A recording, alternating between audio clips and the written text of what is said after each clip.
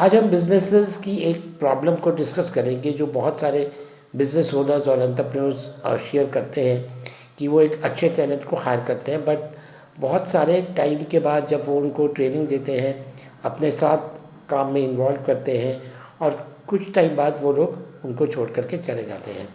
या तो वो किसी दूसरी कंपनी को ज्वाइन कर लेते हैं या अपना खुद का काम या बिज़नेस स्टार्ट कर लेते हैं।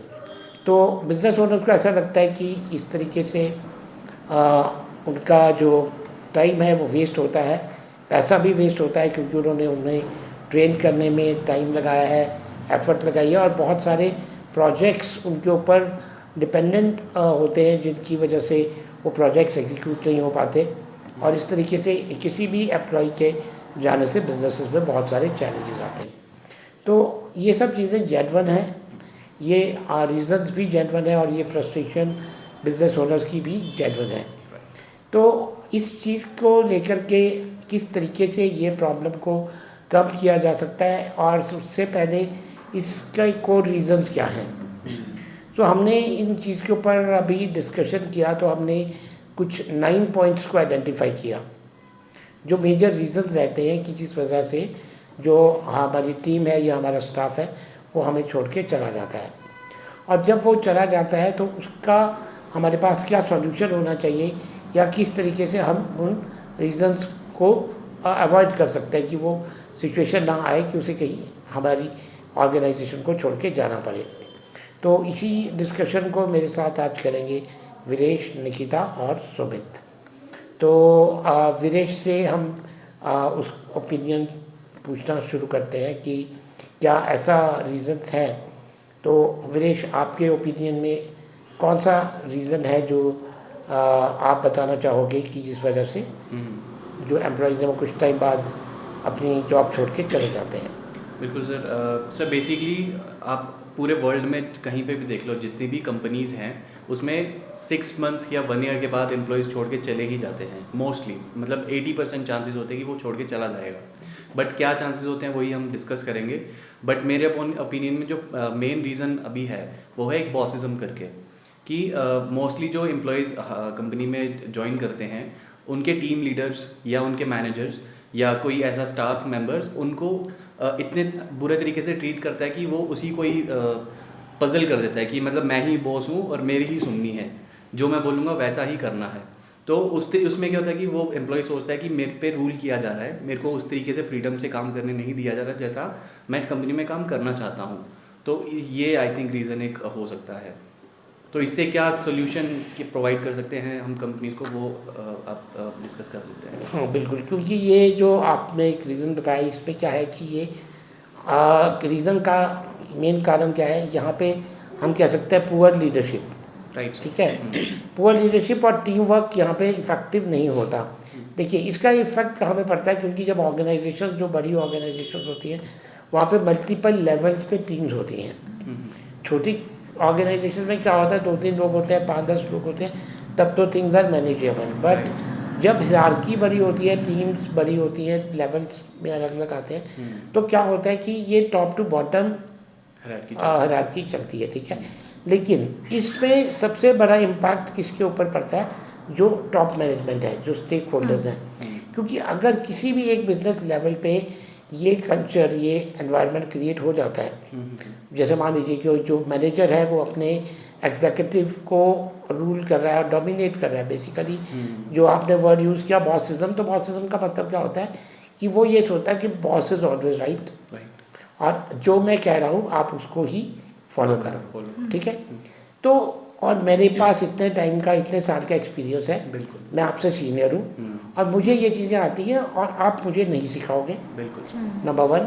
और नंबर 2, आप जो अगर कुछ आपको टैलेंट या आपको कोई किसी चीज़ का मुझसे ज़्यादा नॉलेज है, अगर आप वो कहीं पे इम्प्लीमेंट करते हो तो वो मेरी ईगो को चैलेंज हो रहा है। बिल्कुल राइट। ठीक है, तो ये रीज़न होता है जो क्लैश होता है, और जो सीनियर होता है वो सोचता है कि मुझे बॉस बन के ही रहना है। ठीक है, बिल्कुल। तो इसका सबसे बड़ा जो एक सॉल्यूशन क्या होता है कि जो कंपनी की जो टॉप मैनेजमेंट है, जो स्टेक होल्डर है, ये culture top to bottom flow होनी चाहिए।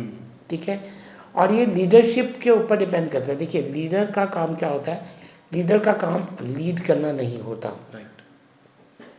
लीडर का काम होता है लीडर्स क्रिएट करना। जो सबसे बड़ी चीज़ जो कंपनीज में या ऑर्गेनाइजेशंस में मिसिंग होती है, हमेशा जो कंपनीज अपनी सेकंड लाइन लीडरशिप क्रिएट करती हैं वो ऑर्गेनाइजेशंस बहुत जल्दी ग्रो करती हैं और उसमें वर्क कल्चर बहुत अच्छा रहता है और टीम्स भी वहाँ पे टिकी रहती हैं। बिल्कुल। क्योंकि अगर आप मैनेजर हो और आप अपने एग्जीक्यूटिव को अपनी पावर्स को डेलीगेट करते हो, राइट। ठीक है, आप उन्हें काम करने का मौका देते हो और आप उन्हें इंडिपेंडेंट डिसीजन लेने के लिए तैयार करते हो, तो कहीं ना कहीं वो आपकी रिस्पॉन्सिबिलिटीज़ को भी ले लेंगे। बिल्कुल।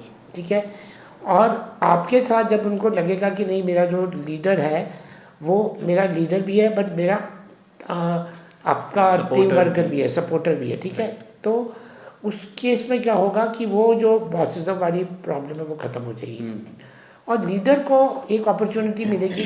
क्योंकि देखिए कोई भी लीडर जो बॉस है उसे भी नेक्स्ट लेवल पे जाना है। बिल्कुल।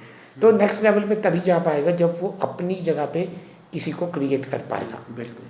और ये सबसे बड़ी एक इसका सॉल्यूशन ये है कि कंपनीज को अपनी पूरी टीम को ये बता के रखना चाहिए कि आपको अपने नेक्स्ट हायर लेवल पे जाने का मौका तभी मिलेगा जब आपकी जगह पे कोई आएगा आपके कैपेसिटी पे, आप ही के अच्छे जिस तरीके से आप अच्छे से काम करते हो उसी तरह कोई कर पाएगा। राइट। और ऑब्वियस ही बात है, तो वो चाहेगा कि मुझे सीनियर पोजीशन पे जाना है तो जो मेरा जूनियर है मैं उसी को ही क्यों ना तैयार करूँ। बिल्कुल। राइट। राइट। तो ये लीडर्स का काम होता है और लीडरशिप का काम ही ये होता है लीडर्स क्रिएट करना, ना कि अपने फॉलोअर्स बनाना। राइट। करेक्ट। राइट। सो अब निकिता आपका क्या व्यू है, क्या रीज़न हो सकता है, आप भी अपना व्यू शेयर करो। सर मुझे जितना लगता है कि एक बहुत काफ़ी बड़ा एक रीज़न हो सकता है lack of advancement opportunities. Like जब आप अपने एम्प्लॉयज़ को मतलब आपने किसी एक पर्टिकुलर पोजीशन के लिए उसे रखा है और आप उसको काफ़ी टाइम तक वो एक ही काम करता जा रहा है और आप उसको उसके Career स्किल्स को opportunity। उसको स्किल्स को इन्हेंसमेंट के लिए कोई भी उसको लाइक आप उसको कोई चांस ही नहीं दे रहे हो, उसके लिए ये सारी चीज़ें नहीं कर रहे हो, तो जाहिर सी बात है एक रिस्ट्रिक्टेड मोड पे आ जाएगा और एक टाइम पे बोर जो होता है कि उसको अपना काम करने में भी उसको बोरियत आने लगेगी कि क्यों मैं इतना सब ये एक ही चीज़ में रोज़ रोज़ रोज़ करके क्योंकि उसका मोनोटोनस रूटीन बन जाएगा ना। तो ये एक बहुत बड़ा रीज़न हो सकता है कि मतलब उसको ये हो कि नहीं अब मैं कुछ और नहीं हूँ, यहाँ तो कुछ और नहीं हो पा रहा है, तो इट्स बेटर कि लाइक टू क्विट और like to search for something else. हाँ बिल्कुल बिल्कुल। सो ये हाँ एग्जैक्टली ये रीज़न है निकिता, क्योंकि जब कोई भी आदमी एक ही तरह का काम करता रहता है और उसे लगता है कि नहीं यार अब मेरे आप आगे ग्रो करने का मेरे पास कोई स्कोप ही नहीं है, ठीक है, तो वो आदमी सोचता है कि नहीं अब मुझे चेंज कर लेना चाहिए। ठीक है, तो उसका सॉल्यूशन यही है कि आप अपने जो कल्चर है उस पर आपका जो टैलेंट है, ठीक है, आप अपने कल्चर में ऐसा लेके आओ कि आप टैलेंट को पहले जिस काम के लिए आपने उसको हायर किया है डेफिनेटली वो तो वो करेगा ही, वो उसका प्राइमरी रोल है, ठीक है, लेकिन उसके अलावा उसको ये भी आइडेंटिफाई करो कि वो एडिशनल क्या चीज़ें ले सकता है। बिल्कुल। ठीक है, अगर मान लीजिए कि एक छोटा एग्जांपल दे रहा हूँ कि कोई आपका मतलब जो आईटी का काम कर रहा है, ठीक है, आपको लगता है कि नहीं उसमें आईटी वाले पर्सन में कहीं ना कहीं सेल्स की स्किल्स हैं और वो आपके बिजनेस को ग्रो करने में हेल्प कर सकता है, तो उसे आपको वो अपॉर्चुनिटीज़ देनी चाहिए, नंबर 1। बट वो अपॉर्चुनिटी देने से साथ साथ जो आपने करियर एडवांसमेंट की बात की है, तो नए स्किल्स जो लेकर के आना। देखिए कंपनीज में एक इम्पॉर्टेंस रोल क्या होता है, एक आदमी उसी काम को भी करता रहेगा, ज़रूरी नहीं है कि वो काम चेंज कर दे। ठीक है, अगर आईटी प्रोग्रामर है तो डेवलपर है तो वो कोडिंग ही करेगा, डेवलपमेंट में ही जाएगा, उसका इंटरेस्ट नहीं है मान लीजिए सेल्स या मार्केटिंग में, तो वो वही काम करेगा। लेकिन अगर आप उसे नई टेक्नोलॉजी की ट्रेनिंग्स कॉन्टीन्यूस देते हो, अपग्रेडेशन कराते हो, अपग्रेडेशन कराते हो, नई सर्टिफिकेशन देते हो। देखो क्योंकि कोई भी एम्प्लॉय जब किसी ऑर्गेनाइजेशन में है तो उसे लगता है कि काम तो मैं सीख रहा हूँ, मगर वो काम में जो नई चीज़ें आ रही हैं हाँ मैं वो भी सीखूँ। बिल्कुल। और वो अपॉर्चुनिटी जब आप देते हो, अगर आप हेल्थ केयर में हो तो आपका जो नर्सिंग स्टाफ है आप उनको नई उनको टेक्निक्स बताओ नर्सिंग की, है ना, ब्लड सैंपल कैसे नए तरीके से लिया जाता है, पेशेंट केयर किस तरीके से अब की जा रही है, नया एडवांसमेंट क्या आ चुका है। बिल्कुल। तो इस तरीके से डॉक्टर्स की भी रेगुलर वर्कशॉप्स होती हैं। टेक्नोलॉजी में तो एडवांसमेंट लोग खुद भी सीखते हैं, मगर कंपनीज भी इन्वेस्ट करती हैं। बिल्कुल। सो जब आपके एम्प्लॉय को लगेगा कि नहीं हमारी कंपनी हमारे ऊपर इन्वेस्ट कर रही है तो वो आपके साथ टिकेगा, क्योंकि नॉलेज अपग्रेड करना भी ज़रूरी है। राइट। राइट। तो ये भी एक रीज़न रहता है। और सुमित, आपको क्या लगता है और क्या रीज़न हो सकते हैं? सर अकॉर्डिंग टू मी जो मेजर इशू आज के टाइम में हम देख रहे हैं वो है ये हायर सैलरी में एम्प्लॉयज़ इजीली होप हो जा रहे हैं। ठीक है, अब जो काम हम मतलब एक कंपनी में जो उसको काम मिल रहा है उसके हिसाब से उसको शायद सैलरी पैकेज नहीं ना मिल रहा हो। ठीक है, तो एक मेजर इशू वो भी हो सकता है कि वो अपने काम को लेके वो better salary, higher salary better के salary पीछे ढूंढ रहा स्विच ओवर है कर रहा basically। है। और ये सुमित आपने बड़ा वैलिड पॉइंट बताया। देखिए, मैक्सिमम केसेस में ज़्यादा से ज़्यादा सिचुएशन यही होती हैं higher salary Higher package. salary ठीक है, क्योंकि यही एक सबसे बड़ा फाइनेंशियल रीज़न जो है, मोटिव जो होता है, फाइनेंशियल मोटिव वो सबका होता है। ठीक है, और ये एक सैलरी पैकेज सबको मोटिवेट भी करता है। और अगर किसी को एक जगह पे एक अमाउंट मिल रहा है और दूसरी कंपनी उसको बेटर सैलरी ऑफर अच्छा कर रही amount दे है रही है, तो वो वहाँ पे चला ही जाएगा। अब क्वेश्चन ये आता है कि अगर उसे ज़्यादा सैलरी मिल रही है तो क्या करोगे? क्या आप उस पर्सन को उतनी ज़्यादा सैलरी दे पाओगे? अब बिजनेस ओनर्स के लिए चैलेंज क्या होता है कि उनकी एक लिमिटेशन होती है। ठीक है, कि वो उस पर्टिकुलर अमाउंट से ज़्यादा सैलरी नहीं दे सकते। नहीं दे सकते। एक बजट होना बजट है, या मान लीजिए कंपनी है वो स्मॉल स्केल कंपनी है, वो अपने मैनेजर को एक पर्टिकुलर अमाउंट का पैकेज देते हैं। राइट। बट जो लार्ज स्केल कंपनी है वो ज़्यादा पैकेज देती है। बिल्कुल। तो वो ऑब्वियसली उस कंपनी का पैकेज जो उसको किसी दूसरी बड़ी कंपनी में मिल रहा है वो नहीं दे सकता। Exactly। ठीक है, बिल्कुल। तो क्या करेंगे? तब क्वेश्चन ये आता है कि अब सॉल्यूशन क्या है। Solution right. और ये एक बहुत बड़ी कॉमन प्रॉब्लम भी है। सॉल्यूशन सबसे पहले ये, इसके दो तरीके हैं, इसको दो तरीके से हमें डील करना चाहिए। सबसे पहले ये डील करना चाहिए, समझना चाहिए कि जब आप किसी को कॉम्पनसेशन दे रहे हो, कॉम्पनसेशन क्या है, चाहे वो उसकी सैलरी है, वेजेस है या पैकेज है, वो आप किस चीज़ के लिए दे रहे हो। ओके, सो आप उसको वो पैकेज दे रहे हो एक पर्टिकुलर बेनिफिट के लिए जो कंपनी को उसकी सर्विसेज के बदले में मिलेगा। ठीक है, तो ज़्यादातर पैकेजेस के तरीके से डिसाइड होता है। उसका तरीका ये होता है कि जब कोई भी जॉब रोल है, ठीक है, वो जॉब रोल में एक रिस्पॉन्सिबिलिटी होती है, जॉब रिस्पॉन्सिबिलिटी होती है, और वो आप टास्क जो आप कर रहे हो वो आपकी कंपनी को कितना बेनिफिट देने वाला है। बिल्कुल। अकॉर्डिंगली आप उसका कॉम्पनसेशन डिसाइड, उसका सैलरी रेम्यूनरेशन डिसाइड करोगे। ठीक है, अब आपने किसी उसको ऑपरेशंस हेड को हायर कर रखा है, जी। आपको लगता है कि अगर ये ऑपरेशंस हेड मेरी कंपनी में नहीं होता तो मुझे इतने लाख का लॉस होता, और अब इसके आने से मेरी कंपनी को इतने % रेवेन्यू का ग्रोथ हो गया। बिल्कुल। ठीक है, सो आप डिसाइड करोगे कि मुझे कितना प्रॉफिट हुआ है और मैं उस प्रॉफिट का एडिशनल इन प्रॉफिट का कितने % इस रिसोर्स को दे सकता हूँ। ओके, सो आपने डिसाइड कर लिया कि मुझे इतना अमाउंट इसको पे करना है। ठीक है, अब जितना अमाउंट आपने उसको पे करना है उसी के अकॉर्डिंगली आप उस स्किल को ढूंढोगे कि वो आदमी क्या उतना काम कर सकता है।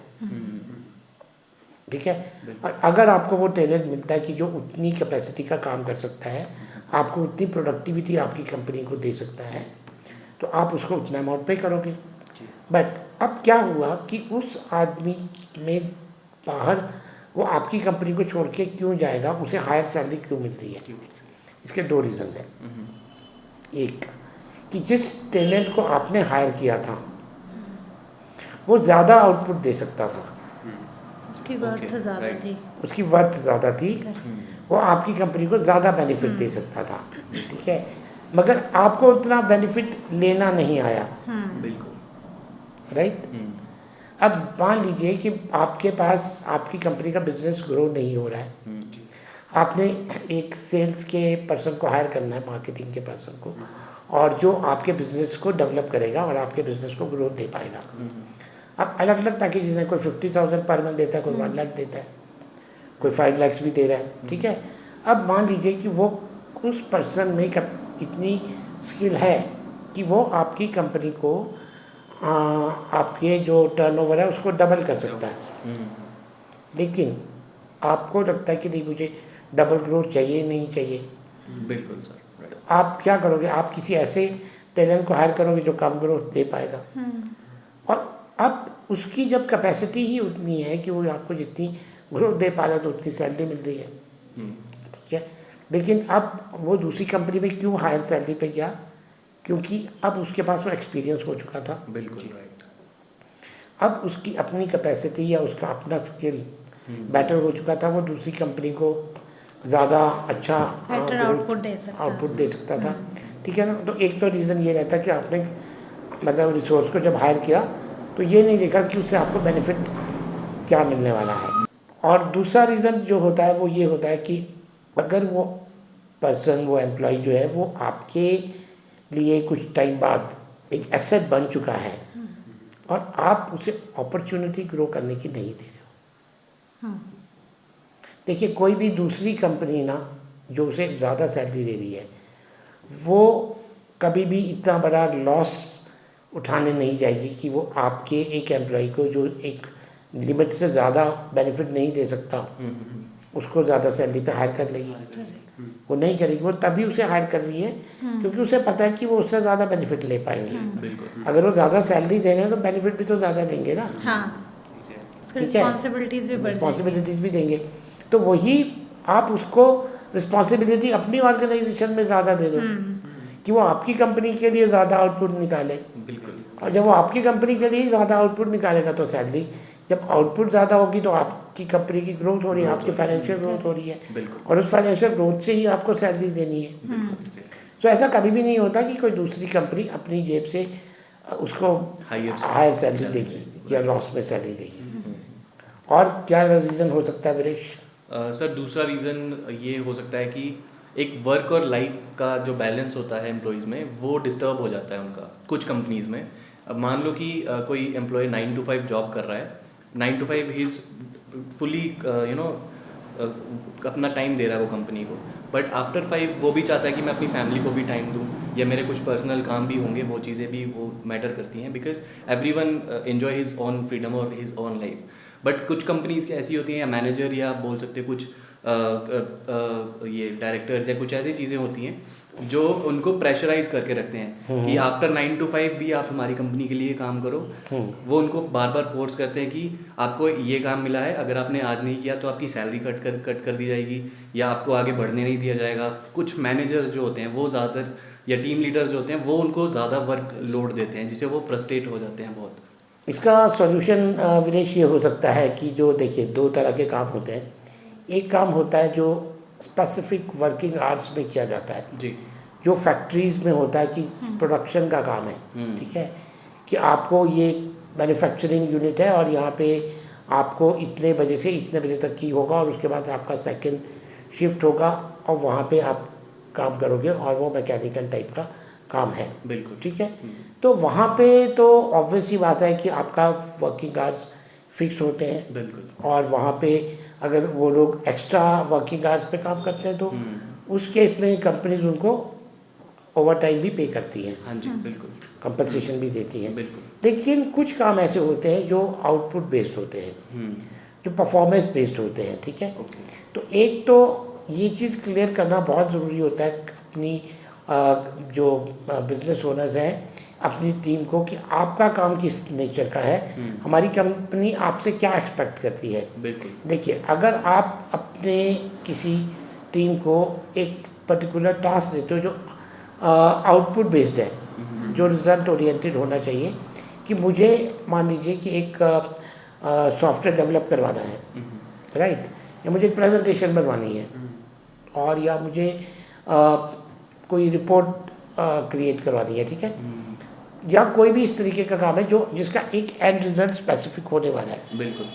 और उसको कंप्लीट करने में हमारे पास बहुत जगह पे कंपनीज के पास प्रेशर होते हैं, डेडलाइंस होती हैं, वहाँ के अंडर कंपनी को काम करना पड़ता है। लेकिन अब यहाँ पे फ्लेक्सिबिलिटी कहाँ पे देनी चाहिए कि आप उनको ये बताइए कि आपको ये काम कंप्लीट करना है। बिल्कुल।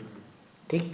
अब बहुत सी जगह पे अब कल्चर जो है वो अच्छी ऑर्गेनाइजेशंस में चेंज हो रहा है, और यही कल्चर सब लोगों को अडॉप्ट करना चाहिए कि आप अपने जो इस टाइप की जॉब्स होती है उनको आप टास्क दो और उनको बोलो कि आप कंप्लीट करो।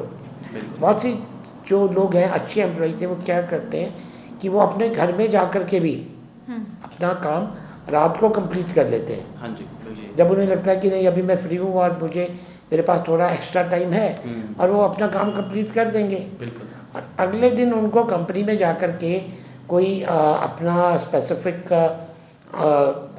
2 घंटे का अपना पर्सनल काम के लिए टाइम चाहिए तो वो कर सकता है। बिल्कुल। ठीक है। तो ये कल्चर कहाँ पे बिल्ड होती है? ये कल्चर तब बिल्ड होती है जब दोनों एंड पे, एम्प्लॉइज पे भी और एम्प्लॉयर के एंड पे, आउटपुट बेस्ड एक गोल होना चाहिए। जब दोनों लोग गोल्स पे काम नहीं कर रहे हैं और वो सिर्फ सैलरी और टाइम के रिलेशनशिप पे काम कर रहे हैं, तो ये चीज़ कभी भी रिलेशन डेवलप नहीं हो पाता। तो पर्सनल लाइफ में चैलेंजेस आते हैं, लेकिन जब गोल ओरिएंटेड काम होता है तो आपकी टीम खुद कहती है कि नहीं सर अभी हम एक्स्ट्रा काम करेंगे क्योंकि हमारा ये गोल अभी अचीव नहीं हुआ है। बिल्कुल। ठीक है। तो वो मोटिवेशन होना चाहिए जब आपका गोल उस तरीके से हो रहा है, और जब आपका गोल टाइम पे अचीव हो रहा है तो कंपनीज को खुद ये लगता है कि नहीं हम उसको उसकी पर्सनल लाइफ के लिए टाइम दे। बिल्कुल। ठीक है। उसे पैकेजेस भी ऐसे देते हैं, हॉलीडेज ऑफर करते हैं। बिल्कुल। ठीक है ना, कि वो भी अपना टाइम स्पेंड कर सके। तो ये बहुत इसके लिए ज़रूरी एक ही चीज़ है कि आप अपनी टीम को जो आपके कॉमन गोल्स हैं उनके लिए तैयार करो, ताकि आपके गोल्स और आपकी टीम के गोल्स कॉमन गोल्स हों और उनमें कॉन्फ्लिक्ट ना हो। राइट। एग्रीड।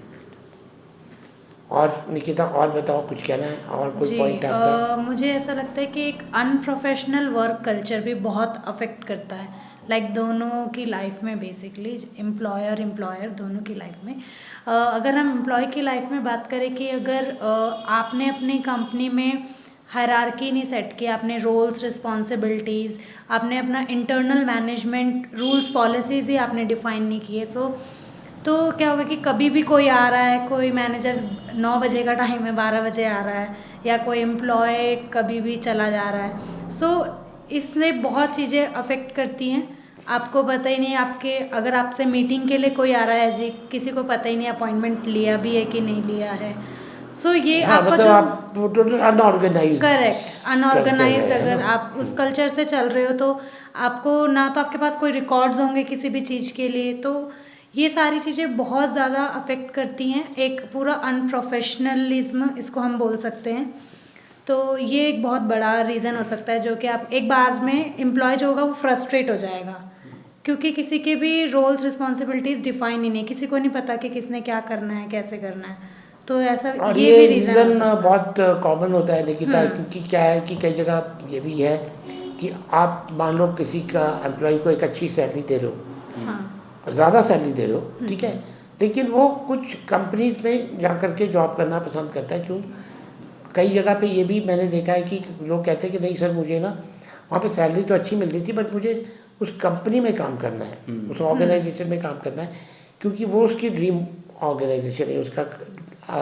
क्योंकि उसको वहाँ का कल्चर पसंद है, उसका वर्क कल्चर अच्छा है, जिसे जॉब सेटिस्फेक्शन कहते हैं। तो जॉब सेटिस्फेक्शन हमेशा पैसे से नहीं मिलती, एक प्रोफेशनलिज्म होना बहुत ज़रूरी है। और ये सबसे बड़ा रीज़न होता है कि कंपनीज के एम्प्लॉय छोड़ के चले जाते हैं, क्योंकि आप जब सबसे पहले तो जब छोटी या कई ऐसी अनऑर्गेनाइज्ड सेक्टर्स हैं या कंपनीज हैं जहाँ पे अपॉइंटमेंट लेटर्स नहीं होती, उनकी हाँ। अपनी पॉलिसीज डिफाइन नहीं है ना। लाइक किसी को हायर सैलरी पे हाँ, अगर वो रख लेते right, हैं, कोई फिर अच्छा सेम policies ही पोजीशन नहीं पे है। उन लोगों ने किसी को कम सैलरी पे हायर कर किसी को लिया कम पे हायर कर रखा है, किसी को ज़्यादा दे रखा है, ठीक है, किसी के लिए कोई और रूल्स हैं, किसी और के लिए करेक्ट। कोई और रूल्स हैं। तो ये एक अनप्रोफेशनलिज्म होता है, और ये बहुत बड़ा रीज़न होता है जब लोग महसूस करते हैं कि यार यहाँ पे तो ये जो अभी विनेश ने जो एक बात कही कि बॉसिज्म वाली बात आती है, हाँ। तो वो भी एक अनप्रोफेशनलिज्म का एक बहुत बड़ा एग्जांपल है कि कोई भी आकर के आप बॉस बने हो तो आप ही सब चीज़ों को रूल कर रहे हो, है ना। हाँ जी, बिल्कुल। करेक्ट। राइट, तो ये प्रोफेशनल कल्चर कैसे डेवलप हो सकता है जब आपकी पॉलिसीज डिफाइन हो, आपका डॉक्यूमेंटेशन प्रॉपर होना चाहिए। चाहिए, करेक्ट। आपका जो ऑपरेशंस का प्रोसीजर्स हैं, हाँ। प्रोसेसेस डिफाइंड होने चाहिए, बिल्कुल। बहुत सारा काम ऑटोमेशन पे होना चाहिए, है ना। आपको टेक्नोलॉजी को भी इम्प्लीमेंट करना चाहिए। राइट। ये नहीं कि आज आप याद रखोगे कि यार ये आदमी कितने दिन जॉब पे आया था, ठीक है, दूसरा आदमी बोलता है नहीं सर मैं तो पिछले महीने 2 महीने 2 दिन के लिए गया था, आपका रिकॉर्ड्स ही नहीं है, बिल्कुल। ठीक है। तो ये सब चीज़ें छोटी छोटी चीज़ें होती हैं जो ये भी हो सकता है कि आप किसी एक ही एम्प्लॉय को मल्टीपल कामों के लिए यूज़ कर रहे हो। हाँ, वो ही आ गया ना, आपका रोल्स एंड रिस्पॉन्सिबिलिटीज डिफाइंड नहीं है। तो ये भी एक रीज़न होता है, और इसके लिए भी जो है वो ऑर्गेनाइजेशंस को अपना एक प्रोफेशनल अप्रोच करना इसमें फॉलो करना चाहिए, राइट। और ऑपरेशंस को स्ट्रॉन्ग करना चाहिए, राइट। सो अब सुमित, अब आप बताओ, अब आपका क्या व्यू है नेक्स्ट। सर नेक्स्ट हम एक चीज़ को हाईलाइट कर सकते हैं कि लैक ऑफ एप्रिसिएशन। ये अगर एक एम्प्लॉय अपना ये बेस्ट दे रहा है, ठीक है, तो आपको पूरी टीम के सामने उसको अप्रिशिएट करना चाहिए उसके काम को लेके। तो बेसिक मेरा ये पॉइंट है कि मतलब जो भी काम एक एम्प्लॉय कर रहा है, छोटा या बड़ा, अपने हिसाब से अगर वो आप ये बेस्ट दे रहा है तो एटलीस्ट आप उसको अप्रिशिएट करो। हाँ, रिकॉग्निशन मिलना चाहिए, बिल्कुल। यस, हाँ, बेसिक ही है। बिल्कुल बिल्कुल, ये भी एक रीज़न होता है जो आपका अगेन वही चीज़ है कि आपका वर्क कल्चर कैसा है ना। क्योंकि मैक्सिमम कंपनीज में ये जो अनप्रोफेशनलिज्म की जो बात हो रही है, ये भी एक इसी का ही पार्ट है कि आप क्या करते हो कि जब कोई गलती होती है, मिस्टेक होती है, तो आप उसे ज़्यादा हाईलाइट करते हो, बिल्कुल। मगर कोई अच्छा काम किया है तो आप उसे कम करते हो। एक बहुत एक अच्छी किसी का एक एग्जांपल था कि जो इसके लिए क्या होना चाहिए, एक रूल होना चाहिए कि आप इक्वल बैलेंस क्रिएट करो, ठीक है, ना बहुत ज़्यादा किसी की तारीफ करनी चाहिए, बिल्कुल, और ना ही किसी को बहुत ज़्यादा डिमोटिवेट करना चाहिए, डिस्करेज करना चाहिए। उससे क्या होता है कि जब आप हमेशा किसी को कहते हैं ना कि बार बार उसको बोलते रहोगे तो वो जो आपका जूनियर है वो आपको बहुत हल्के से लेना शुरू करता है, ठीक है। वो सोचता है कि इनको बोलने की आदत है और ये बोलते रहेंगे, मुझे फ़र्क नहीं पड़ता। तो उससे क्या होता है कि आप अगर उसे कोई चीज़ समझा भी रहे हो तो उसे उसका कोई फ़र्क नहीं पड़ेगा, ठीक है। तो इसलिए क्या है कि हमेशा जो है इन चीज़ों का बैलेंस बनाना बहुत ज़रूरी होता है। और अगर आपने उसे देखो, एक इसका एक रूल है, अगर आपको किसी की मिस्टेक बतानी है तो हमेशा अकेले में बताओ, सबके सामने, ठीक। और अगर आपको किसी को एक्नॉलेज करना है, अप्रिशिएट करना है तो सबके सामने करो, बिल्कुल। तो अगर ये इतनी छोटी सी बात भी जो ऑर्गेनाइजेशन की टीम्स हैं या उनके मैनेजर्स हैं वो फॉलो करना शुरू कर देंगे तो कल्चर बहुत ज़्यादा बदल जाएगा। आप एक छोटी सी कोई आउटपुट लेके आते हो, आप कंपनी को ग्रोथ देते हो, बिजनेस लेके आते हो, या कोई अच्छा काम करते हो, तो पूरी टीम के सामने उसको एक्नॉलेज करो, और अगर आपकी मिस्टेक हुई है तो उसे प्राइवेटली समझाओ। इवन ये बहुत हेल्प करता है उसका मोरल डेवलप करने के लिए। बिल्कुल।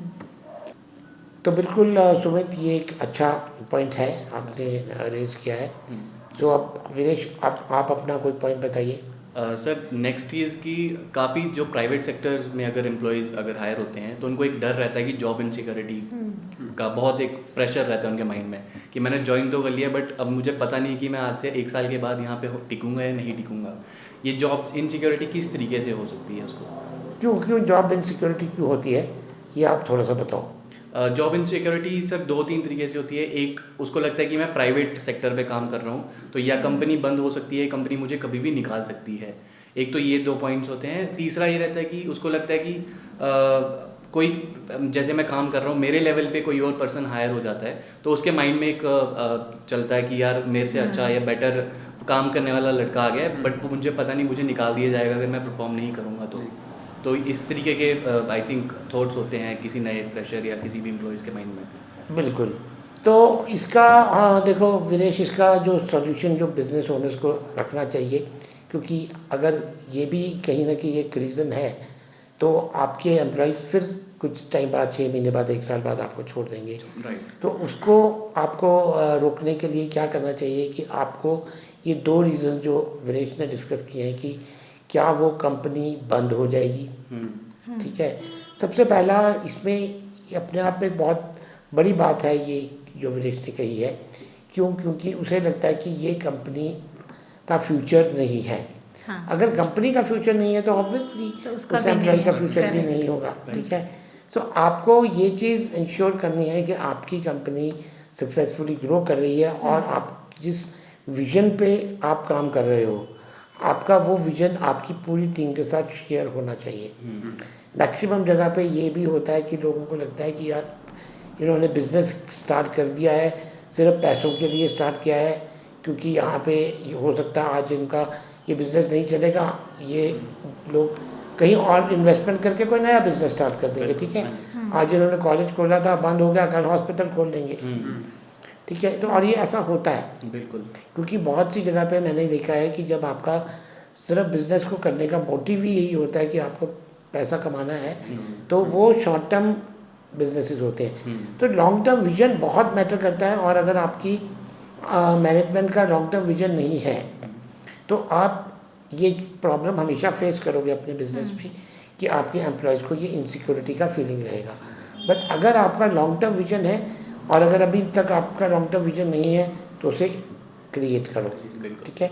और दूसरा रीज़न जो विनेश ने कहा कि परफॉर्मेंस अगर मेरी अच्छी नहीं होगी तो मुझे निकाल दिया जाएगा, राइट।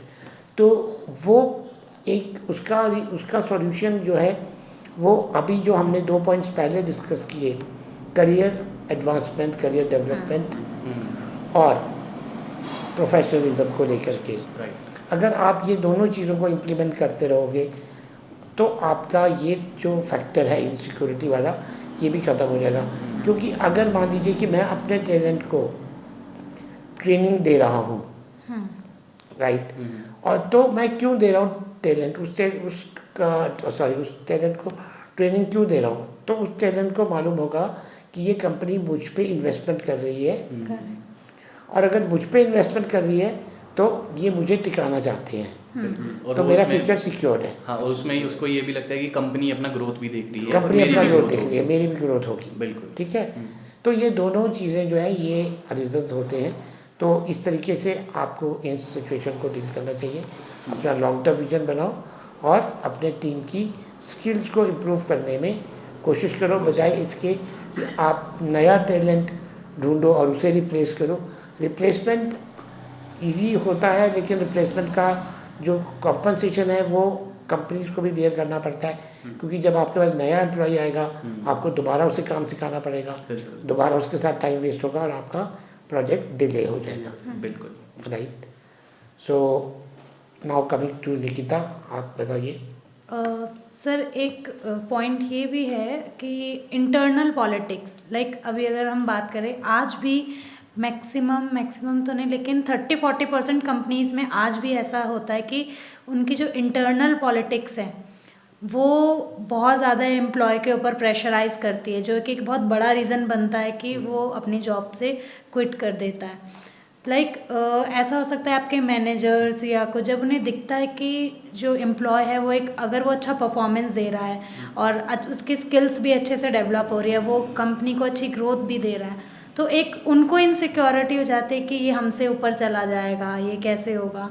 तो फिर वो उसको प्रेशराइज करने लगते हैं इंटरनली कि या तो उसको कुछ भी मतलब उसके टास्क में उसको कुछ अलग ही चीज उसको दे दी जाए या फिर उसको बिल्कुल, कैसे उसको भी टॉर्चर कर psychologically- लिया जाए, उसको psychologically- manipulate करना मैनिपुलेट शुरू कर किया देते जाए हैं। उसे। साइकोलॉजिकली भी प्रेशराइज करता है, उसको Correct. डिस्करेज करता है कि तू छोड़ दे। हाँ तो बिल्कुल, छोड़ ठीक दे है, कि हाँ। नहीं ऐसा तेरा नहीं future होगा, नहीं है इस तेरा company फ्यूचर में। नहीं है, Right. करेक्ट। या फिर क्या होता है कि ग्रुप्स बन जाते हैं, ग्रुप्स बन जाते हैं छोटे अपने, छोटे हाँ groups भी बहुत इनफॉर्मल है ना? ग्रुप्स बन जाते हैं Right. अपने, तो लाइक वही आप उनकी अपनी पॉलिटिक्स चलती है, तो एक ये बहुत बड़ा रीज़न होता है। एक तो एम्प्लॉय डिमोटिवेट होता है, उसका मोरल डाउन हो जाता है एंड फिर वो अपने एफर्ट ही नहीं डालना चाहता, बिल्कुल। और फिर वो यही सोचता है कि it's better to Quit. Leave. Quit, हाँ, उसे छोड़ दिया जाए। करेक्ट बिल्कुल। जी, ये एक बहुत बहुत बड़ा रीज़न होता है। जो पॉलिटिक्स या इंटरनल इस तरीके का कल्चर है, ये ज़रूरी नहीं है बड़ी ऑर्गेनाइजेशन में, छोटी छोटी ऑर्गेनाइजेशन में भी डेवलप हो जाता है। और ये कहाँ से शुरू होता है ये कल्चर?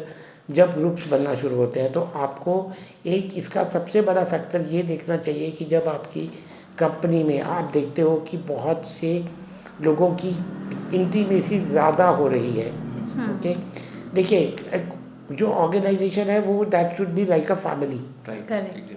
ठीक है। हाँ, ऑब्वियसली कुछ लोगों की फ्रेंडशिप या क्लोजनेस एक लेवल से ज़्यादा हो जाती है, लेकिन अगर आपको अपने वर्किंग एनवायरनमेंट में ये चीज़ें नज़र आती हैं तो एज अ बिजनेस ओनर ये चीज़ें आपको मॉनिटर करनी है कि क्या आपकी टीम जो है वो एक फैमिली से में सबको इक्वल रिलेशनशिप और एक हेल्दी एनवायरनमेंट होता है। लेकिन जब आप देखते हो कि नहीं, ये 2 लोग या ये 4 लोगों का ग्रुप है, ये आपस में ज़्यादा क्लोज होकर के बैठ रहे हैं, ठीक है, और या गॉसिप्स हो रहे हैं, राइट, या ये दूसरी जो लोग हैं या दूसरी टीम है उसको अवॉइड कर रहे हैं, तो आपको बॉडी लैंग्वेज से और उनके बिहेवियर से पता पता चल जाता है। बिल्कुल। इस चीज़ को पता लगाने के लिए आप एक छोटी छोटी ग्रुप एक्टिविटीज़ कर सकते हो, कंपनी की कुछ मीटिंग्स करो, कुछ कंपनी में इवेंट्स करो, उनको टास्क दो, तो आपको ये बहुत इजीली समझ में आ जाएगा कि लोगों का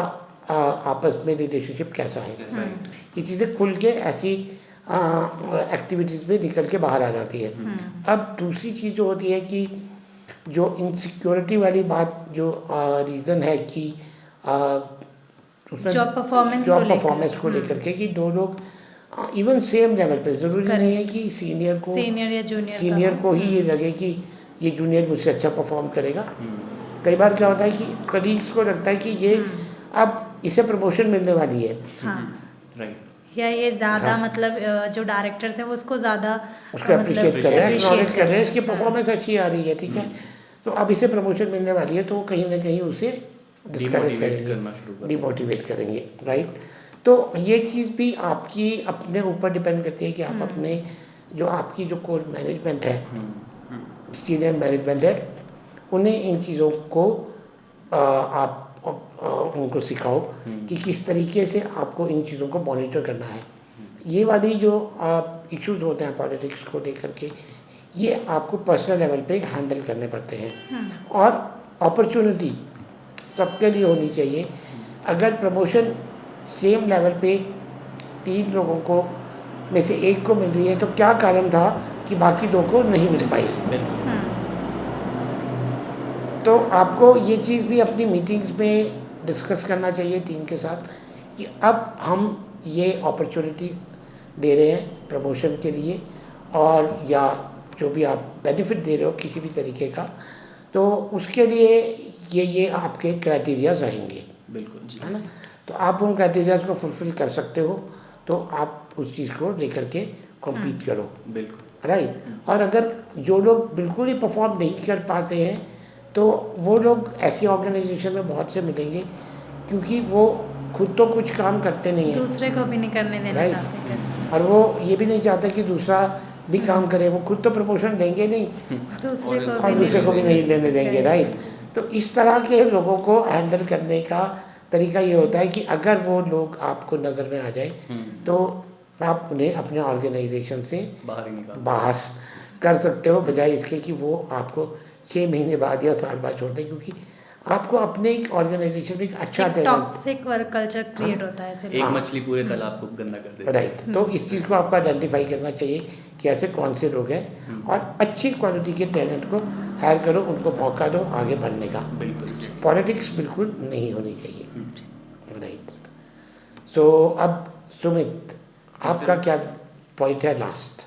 सर तो हमारे मेरा 9 पॉइंट्स point- कवर हो जाएंगे। जी सर, जो मेरा जो पॉइंट ऑफ लास्ट रहा है वो है एंटरप्रेन्योरशिप। मतलब इसमें एम्प्लॉयज़ का क्या होता है कि वो एक फर्म से सब कुछ सीख के, ठीक है, अपना खुद का बिजनेस स्टार्ट करने की प्लानिंग स्टार्ट कर देते हैं।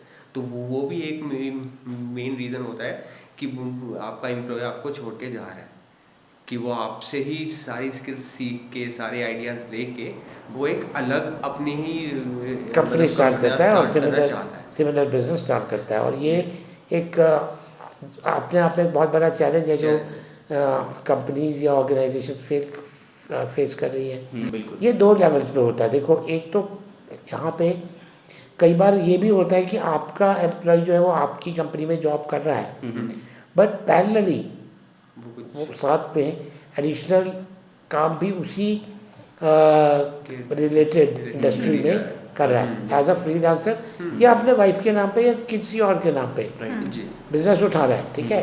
जी या वो किसी आपके कॉम्पिटिटर को भी हो सकता है कि Correct, उसको भी serve बिजनेस कर दे रहा रहा है। हूँ, बिल्कुल, राइट। तो एक तो ये भी होता है, और दूसरा रीज़न वो हो गया कि जब उसने आपकी कंपनी से काम, नॉलेज, स्किल सब कुछ ले लिया और उसके बाद उसको छोड़ करके चला गया और आपके क्लाइंट्स को भी ले गया। साथ में ले गया, Client ठीक है। base, तो ये mostly होता है। ये मैक्सिमम जगह पे देखा गया है। बिल्कुल। और इवन आईटी कंपनीज में ये एक कॉमन सा होता है कि Problem है जो- हाँ, कि वो लोग इस तरीके से करते हैं, बिल्कुल। ठीक है। अब इस सिचुएशन को कैसे हैंडल कर सकते हैं, ठीक है। इस सिचुएशन को हैंडल करने का जो तरीका है वो ये है कि ये इस तरीके का काम कौन करता है। इस तरीके का काम वो करेगा जो या तो आपके पैकेज से सेटिस्फाइड नहीं है, जी उसे एक्स्ट्रा इनकम कहीं पे नज़र आ रही है, वो एक्स्ट्रा रिसोर्सेज कहीं पे ढूंढ रहा है पैसा कमाने के, बिल्कुल। ठीक है। और तो वो आपके कंपनी के साथ साथ एडिशनल बिजनेस लेके आएगा और वो करेगा। और दूसरा रीज़न तब होता है कि जब उसे लगता है कि नहीं, ठीक है, अब मेरा बिजनेस मुझे खुद का स्टार्ट करना चाहिए और मैं अब एक एंटरप्रेन्योरियल जर्नी में जाना चाहता हूँ, हाँ जी, बिल्कुल। ठीक है।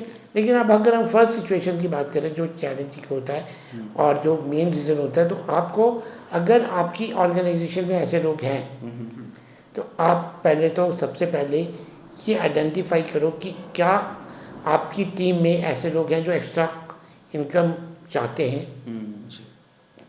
और अगर वो एक्स्ट्रा इनकम चाहते हैं तो फिर उनसे खुल के बात करो राइट, ठीक है। कि ठीक है, आप अगर एक्स्ट्रा इनकम चाहते हो तो वो एक्स्ट्रा इनकम कहाँ से आएगी, बिजनेस से आएगी। Business right. तो आप अगर बिजनेस लेके आओगे और आप उसे आप ही उसे प्रोवाइड कर सकते हैं ये हाँ, अपॉर्चुनिटी। राइट, आप उसे डिलीवर करोगे क्लाइंट को, तो आपके लिए वो मुश्किल हो जाएगा।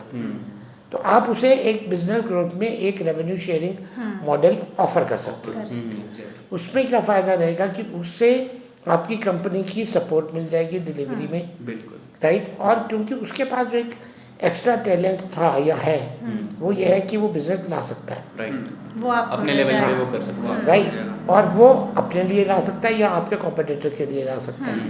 तो आप उसे वो मौका ही मत दीजिए कि वो किसी और के लिए बिजनेस लेके आए। बिल्कुल। तो आप उसे उस तरीके से मोटिवेट कीजिए कि वो बिजनेस लेके आ सकता है। तो ये आपके लिए एक बहुत अच्छी बात है कि उसके अंदर एक एंटरप्रेन्योरियल क्वालिटीज है, Quality, राइट। पहला तो ये। अब दूसरा आता है कि क्या वो आप ही का काम सीख करके सिमिलर बिजनेस अपना खुद का स्टार्ट करना चाहता है, या वो एक डिफरेंट बिजनेस स्टार्ट करना चाहता है। यहाँ पे अब 2 अलग सिनेरियोज हैं। एक, अब पहले तो इसको हैंडल करते हैं कि वो सिमिलर बिजनेस स्टार्ट करना चाहते हैं, सब कुछ आपका देखा तो, और उसके बाद उसे लगता है कि नहीं, अब ये सब चीज़ें मैं खुद भी कर सकता Individually हूँ कर सकता और इंडिविजुअली कर सकता हूँ। और आप ही के कंपटीशन में Right. आने के लिए रेडी। आप ही के कंपटीशन में भी नहीं आएगा, बट चलो अपनी अलग मार्केट क्रिएट करेगा, हाँ जी, ठीक। बिल्कुल। ठीक है। तो उसे आप, अगर आप टाइम पे आइडेंटिफाई कर लेते हो और आपको लगता है कि नहीं, वो अपना सिमिलर बिजनेस स्टार्ट करने जा रहा है, तो उसे आप एक ऑफ़र दे सकते हो, एक बहुत अच्छी ऑफ़र दे सकते हो जो शायद आपकी कंपनी के लिए भी एक अपॉर्चुनिटी बन जाए। वो अपॉर्चुनिटी क्या हो सकती है कि देखिए, उसे तो उसी तरह का बिजनेस करना है जो आप कर रहे हो, Exactly. ठीक है। तो क्यों ना आप उसे अपना एक फ्रेंचाइजी बना दो, हाँ बिल्कुल। या आप उसे अपना एसोसिएट बना दो और उसका इंडिपेंडेंट बिजनेस स्टार्ट करवा दो। उसे अपना एम्प्लॉय मत रखो और he doesn't want to work as an employ any more, so आप उसका बिजनेस स्टार्ट कराओ और उससे उसको फ़ायदा ये होगा कि जब वो आपकी कंपनी के या आपके ब्रांड के साथ मिलके अपना बिजनेस स्टार्ट करेगा तो एज अ फ्रेंचाइजी वो अपना ब्रांड भी बना रहा है और उसी कंपनी का या उसी इंडस्ट्री का बिजनेस भी कर रहा है, जिसमें एक, क्योंकि आपकी ऑर्गेनाइजेशन बड़ी है और उसे वो सपोर्ट आपसे ज़्यादा मिल पाएगी जो इंडिविजुअली ले पाएगा। इंडिविजुअली वो आपके लेवल तक पहुंचने में बहुत साल लगा देगा, बहुत इन्वेस्टमेंट की ज़रूरत पड़ेगी, बट आपकी कंपनी के साथ मिल करके वो एक छोटी यूनिट स्टार्ट करेगा और उससे क्या है कि आपकी कंपनी का एक्सपेंशन स्टार्ट हो जाएगा, आपकी मल्टीपल छोटी छोटी यूनिट्स बनना शुरू हो जाएगी। और ये बहुत अच्छी बात है कि अगर आपकी टीम में इस तरह के लोग हैं जो अपना बिजनेस सिमिलर स्टार्ट करना चाहते हैं तो वो आपका कंपटीशन नहीं बनेंगे बल्कि करेक्ट, आपका होल्डिंग आपके पार्टनर्स बनेंगे, राइट। बिल्कुल। और जो एक और सिचुएशन होती है कि नहीं वो एक डिफरेंट बिजनेस स्टार्ट करना चाहता है, वो आपकी इंडस्ट्री को या आपकी कंपनी को कंपटीशन नहीं दे रहा है और वो आपकी नॉलेज को सीख करके उसको कहीं यूज़ नहीं कर रहा है, तो पहली बात तो ये है कि आपको एनकरेज करना चाहिए उनको, ठीक है, और वो आपके लिए किसी तरीके का चैलेंज नहीं बन रहा है। और हर किसी को एक राइट है कि वो एक टाइम पे जाकर के अपना किसी और तरह का बिजनेस स्टार्ट कर सकता है, ये खुद लीडर बने। बट आपको क्या चाहिए कि उसको गाइड करो फिर भी कि उसे जो बिजनेस में, क्योंकि अक्सर लोगों को दिखता है कि बहुत मतलब bright side of the life, right, लोगों को लगता है कि ये बहुत अच्छा एक गोल्डन अपॉर्चुनिटी है एंटरप्रेन्योरशिप, मगर एंटरप्रेन्योरशिप का एक बहुत दूसरा पार्ट भी है जो बहुत चैलेंजिंग होता है, जिसमें बहुत डिफ़िकल्टीज होती हैं। बिल्कुल। Entrepreneurship is not for everyone, उसके लिए बहुत स्ट्रगल होती है, बहुत आपको चैलेंजेस होते हैं, आपको फाइनेंशियल लॉसेस होते हैं, आपको लगता है कि ये कंपनी ने बहुत पैसा कमा लिया, लेकिन वहाँ तक कमाने से पहले कई बार ऐसा भी होता है कि वो कंपनीज अपने लिए पैसा कुछ भी नहीं कमाती। बिल्कुल सर। लेकिन एज एन एम्प्लॉय आपको आपका पैसा तो मिल रहा है, कम से कम मिनिमम कमिटमेंट तो मिल रही है, तो आप उनको ये ज़रूर गाइड करो कि बिज़नेस इस तरीके से होना चाहिए और क्या आप बिज़नेस के लिए सही में तैयार हो, फाइनेंशियली भी, मेंटली भी, और आपकी जो पर्सनल लाइफ है वो क्या आपको सपोर्ट करती है बिजनेस में एंटर करने के लिए या नहीं, या सिर्फ आप एक अलग व्यू को लेके, या जो लेटेस्ट ट्रेंड चल रहा है स्टार्टअप्स का, एंटरप्रेन्योरशिप को, है ना, उससे आप एक्साइटेड होकर के वहाँ पे जंप इन करना चाहते हो, राइट, तो वो भी आप उसे गाइड कर सकते हो सकता है। अवेयरनेस, उसे अवेयर ज़रूर करना चाहिए कि सारे एस्पेक्ट्स को एस्पेक्ट्स का पता होना चाहिए, और हो सकता है वो एक गलत डिसीजन लेने जा रहा हो और आपके साथ जब वो बैठ के आपकी एक्चुअल चैलेंजेस को समझता है तो वो हो सकता है ये सोचे कि नहीं, मैं आपके साथ ही बिजनेस करना पसंद करूँगा, राइट। तो ये चीज़ें हैं। सो हमने आई थिंक वो सभी 9 पॉइंट्स कवर किए हैं जो रीज़न्स हैं, सबसे ज़्यादा कॉमन रीज़न्स है किसी भी एम्प्लॉय का एक कंपनी को छोड़ने का। तो अगर बिजनेसेस इन रीज़न्स को आइडेंटिफाई करते हैं टाइम पे और इन रीज़न्स पे काम करते हैं तो आपको ये प्रॉब्लम फ्यूचर में नहीं हो सकती।